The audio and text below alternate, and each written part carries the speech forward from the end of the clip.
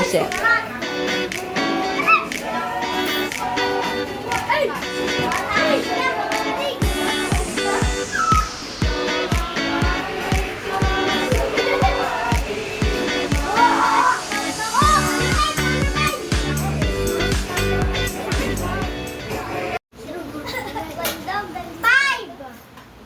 Ako nga coach eh.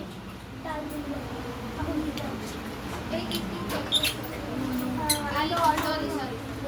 And group 3 got 6. Ilan tayo? Tatlo! Naiintindihan niyo ba yung games natin ngayon? Ngayon, ang lesson natin magpupulot sa kwento ni Lazarus. Maniwala palagi. Maniwala palagi kay Jesus. Oh. Correct. Maniwala na. Very good. Mabuhay si Jesus. Ano pang natutunan natin kay Lazarus?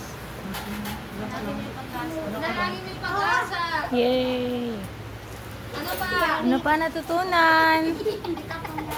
Makapangyarihan. Sino? Si Jesus. Yay!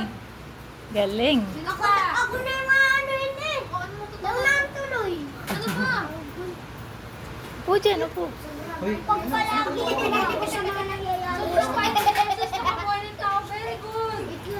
Pag palagi ako sa mga nangyayari. Ano daw? Yung nakasagot na. Nakasagot na ha? Ano? Sumunod.